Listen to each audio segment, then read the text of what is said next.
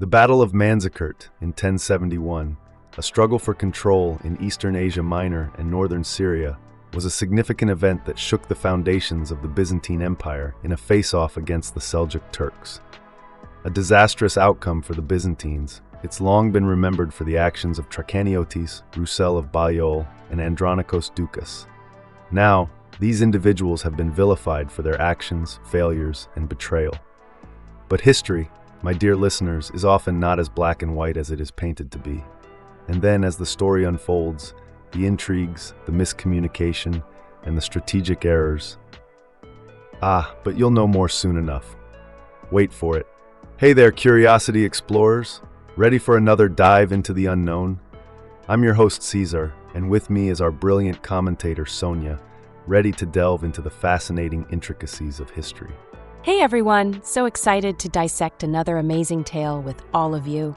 Now, before we proceed, make sure you subscribe to our podcast, Curiosity Wonderland, and don't forget to leave us a comment. Your participation is crucial in our journey to unravel the curiosities of our world. And remember to share the love of knowledge with your friends by sharing our podcast. You ready, Sonia? Absolutely, Caesar. Let's jump right in.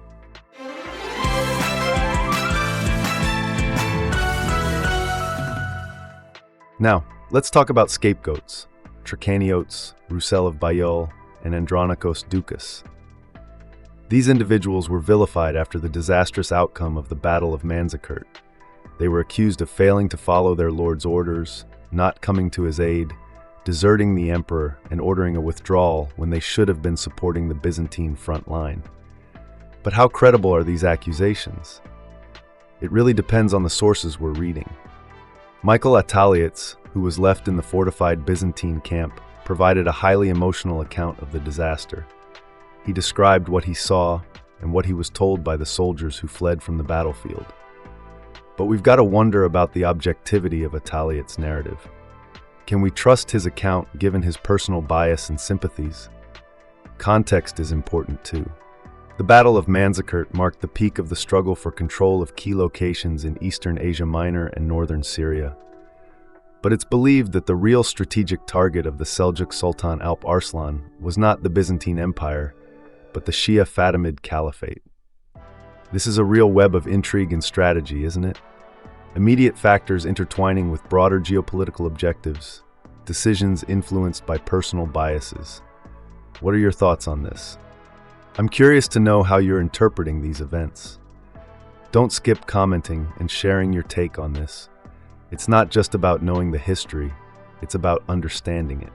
This account of Alp Arslan's campaign takes me back to my grade school years. I had this history teacher, Mr. Davis, who had a unique way of combining strategy games with our history lessons. He would divide the class into different historical factions, and we would reenact these ancient battles, complete with strategic planning and territorial disputes. I remember once we were learning about the Byzantine Empire and the Seljuk Turks, and our class was divided into two teams. I was on the Byzantine team. Just like how Alp Arslan faced the formidable garrison at Edessa, our team had a similar experience. The other team had cleverly fortified their position, making it near impossible for us to advance.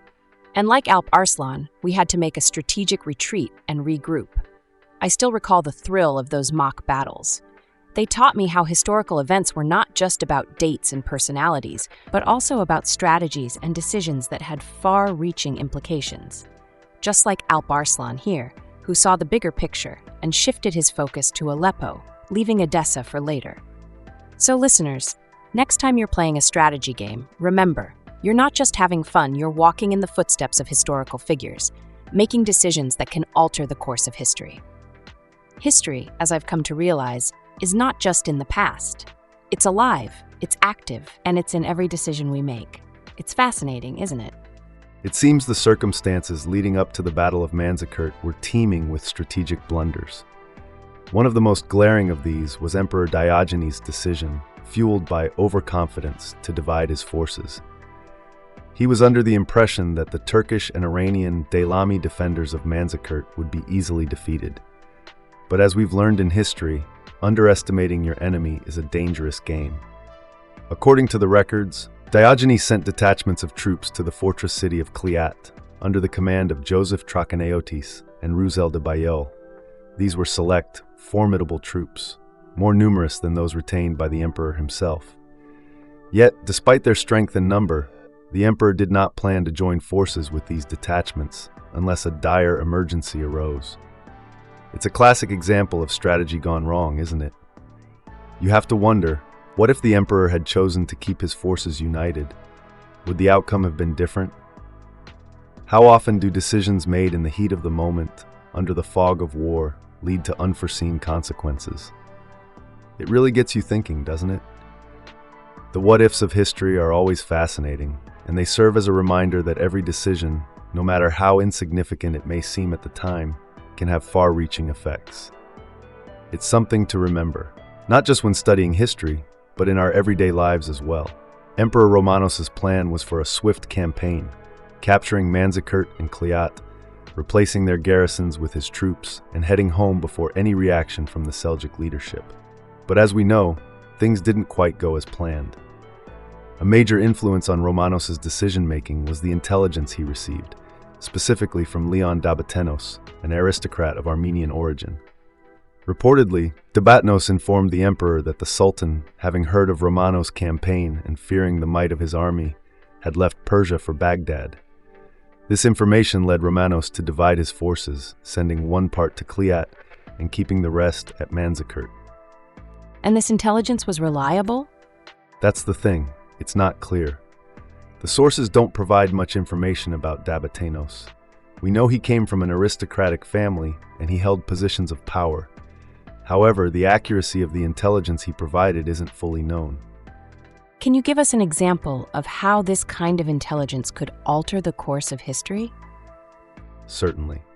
Let's consider a more recent example, World War II. British codebreakers were able to decipher Germany's Enigma codes, which provided them with crucial intelligence about German plans and positions. This intelligence played a significant role in the outcome of the war. Similarly, Romanos made his strategic decisions based on the intelligence he was given. If that intelligence was wrong or misleading, it could have disastrous consequences, as it seems it did in this case. The historian Sib ibn al-Jawzi provides an interesting account that might be concerning the same intelligence report.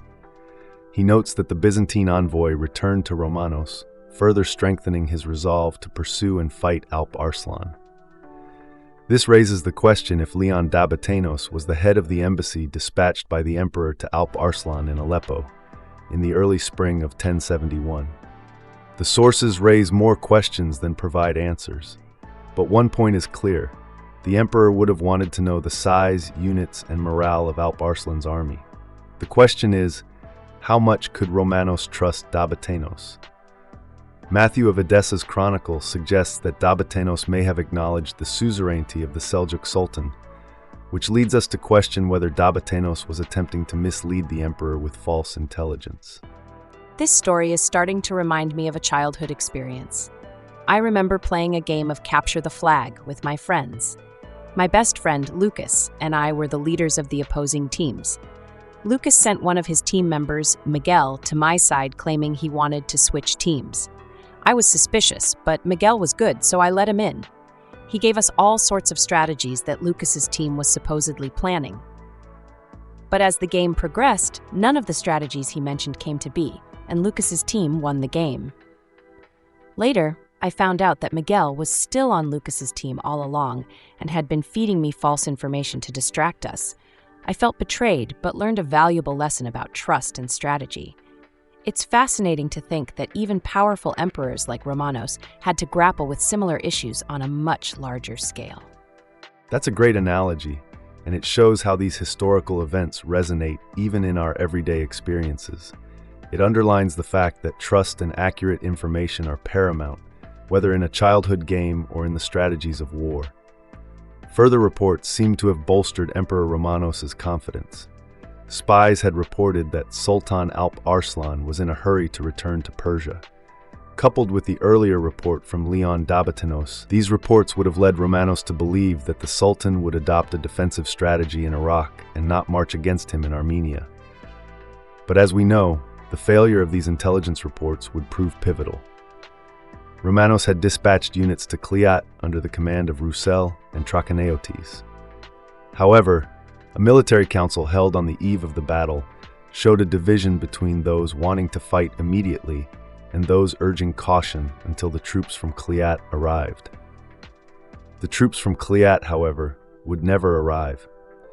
Romanos was under the impression that they were simply delayed, but in fact they had shamefully retreated back into Roman territory. The actions of Roussel and Trachaneiotes have been criticized, but it raises the question, how fair is this assessment? Can you give us an example to better understand the situation? Sure. Imagine you're playing a game of chess. Your opponent makes a move that signals they're planning a defensive strategy, so you adjust your game plan accordingly. But then, instead of playing defensively as you anticipated, your opponent suddenly switches to an aggressive strategy. You're caught off guard, and your carefully laid plans fall apart. This is essentially what happened to Romanos. He based his strategies on the intelligence reports he received, which turned out to be misleading, and the units he was counting on for reinforcements retreated instead of joining the battle. There's a bit of contention among the Greek sources. Some, like Attaleiates and Scapegoats, were inclined to excuse Emperor Romanos' decision to send nearly half of his forces to Cleat. They claim it was not irrational or lacking in strategic calculation and attribute the outcome to fate or divine intervention. However, Brianos, another historian, offers a different perspective. He's the only one to report the decisions of the war council in Theodosiopolis, which confirmed the plan to advance to Manzikert. This was instead of adopting the more cautious strategy of waiting for the Seljuks to come to them, a strategy supported by Trachaneiotes and Nikephoros Brianos. Interestingly, Scapegoats suggests that Trachaneiotes was aware of a plan formulated by Romanos Diogenes to betray the emperor. Upon realizing his army was facing the main Seljuk army, instead of just irregular Turkmen units, the emperor sent messengers to Trachaneiotes and Roussel, instructing them to return to Manzikert. But it's unclear whether they received this message. Attaleiates' statement indicates that Trachaneiotes knew about the Sultan's attack against the emperor and retreated with his forces. This doesn't necessarily mean he received the recall order from Romanos. He could have gained this intelligence from his own scouts trying to reconnect with the emperor. Again, we're faced with a situation where information, or lack thereof, played a crucial role in the outcome of the battle. Romanos' hopes that reinforcements from Cleat would arrive soon were not based on concrete information. It was simply wishful thinking. So there's no proof that his recall order reached Trachaneiotes? Exactly. It's an overly optimistic expectation given that the area between Manzikert and Cleat was swarming with enemy cavalry. But weren't these comments made by a pro-Romanos source? Yes, Attaleiates, who was writing several years after the battle and looking for scapegoats. But we should also consider the terrain. The battlefield of Manzikert was broken and rocky. What about Trachaneiotes and Roussel's strategic reaction to the situation? Well, they decided to retreat to Mesopotamia. Following the reinforcements dispatched by Alp Arslan to the garrison of Cleat, Trachaneiotes' army would have launched a siege of the city according to the emperor's orders. What happened after that? We're not entirely sure. The focus shifts to the siege of Manzikert, but it's likely the Byzantine commanders realized they were up against a strong Seljuk army. With Turkish cavalry effectively flooding the region between Cleat and Manzikert, communications between Trachaneiotes' army and the emperor would have been cut off. If we take this interpretation of events, the most realistic option for the Byzantine units around Cleat would have been to retreat west along the Arsanias River Valley. They could have first gone to the fortified city of Mush, some 120 kilometers to the west. So they might have been trying to reach the relative safety of Melitene? That's right. This might also explain why no warning got through to Romanos. Any messengers could have been easily intercepted by the Turks. But what if Trachaneiotes did receive the recall order? Even assuming he did, we need to consider that his decision to withdraw westward might have been based on his on-ground assessment. Perhaps he thought any attempt to reach the emperor was too risky. So it's possible he wasn't necessarily being a traitor? Exactly. In fact, the history of Ibn al-Adim suggests that Trachaneiotes' detachment remained around Kliat, carrying on with the siege of the city. Could that point to him not being anti-Romanos? Possibly. In fact, after the emperor's blinding, Trachaneiotes was appointed to replace the pro-Romanos Shattatorios. This might indicate that he was considered neutral or trustworthy enough by the new regime. So, branding Roussel and Trachaneiotes as traitors may be an unfair assessment. It reminds me of a recent chess match I was watching where a player was vilified for a move that seemed unwise at the time, but they actually had a longer-term strategy in mind. That's a good point. It's easy to judge actions when you don't have the full context. I remember a similar situation during my hiking trip last month, where our guide took us on a longer route. Initially, we thought he was clueless, but he was actually avoiding a dangerous landslide area.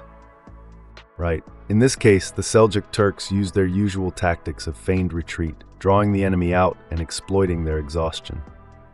Romanos, realizing his troops were far from camp and vulnerable, issued a critical order to retreat. But that was misinterpreted by some divisions, right? Exactly. They mistakenly thought that the center had been defeated and the emperor had fallen. That's the sudden misfortune referenced in the Muslim sources. So it's not always betrayal or treachery. Sometimes it's just miscommunication and misinterpretation. Precisely. And these errors can alter the course of events significantly, just like in that chess match I mentioned earlier, or your hiking trip. Interestingly, Byzantine military manuals caution against using too many voiced signals during battle. Excessive noise can cause confusion, and commands may not be understood correctly. That sounds like a recipe for disaster. Exactly.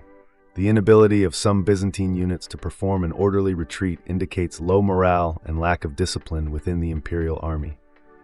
So their training wasn't up to par? That's right. The Tactica of Leo VI states that untrained men are often blind in the face of sudden actions. And it seems this lack of training led to their downfall. Indeed. An order to withdraw turned into a rout due to communication breakdown. This was the moment Alp Arslan had been waiting for. But wasn't there some issue with the wind? Yes, a dusty wind was blowing that blinded the Muslim army. However, the wind changed direction late in the afternoon, which was interpreted as divine approval for Alp Arslan's counterattack. And which flank of the imperial army was the first to give in? We don't know for sure, but one source reports that the right horn, which included the Cappadocian and other Anatolian units, was the first to flee upon the Turkish attack. The rearguard's role was essential in retreat situations. It should have assisted the troops of the right flank fleeing towards the camp.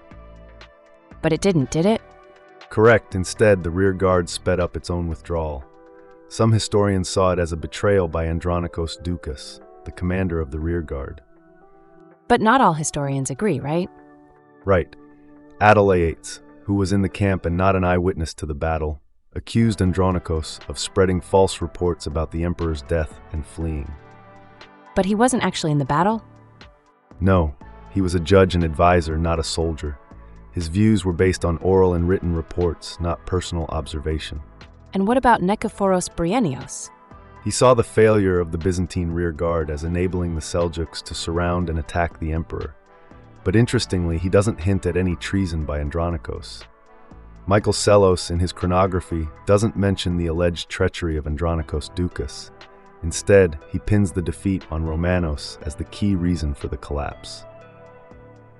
So he saw Romanos as the main culprit? Yes, but it's worth noting that Attaleiates shows Romanos' campaigns were moderately successful in rebuilding the army and securing some defensive gains. And what happened to Andronikos' division? Its failure to assist the collapsing front line is likely due to the great distance between the rear guard and main line. This can be compared to the annihilation of the Varangians unit at the Battle of Dyrrhachium in 1081. How were these situations similar? In both cases, advancing units were left unsupported and cut off, leading to their destruction. This tactical mistake was repeated in both battles. Does anyone hold Romanos accountable for these mistakes? There are claims that the branding of various individuals as traitors was merely a ploy to mask the strategic and tactical errors made by Romanos during the campaign of 1071. Like a cover-up? Essentially, yes. He misinterpreted the Turkish strategy, miscalculated the threat of local garrisons, and overestimated his troops' ability to perform complex military maneuvers.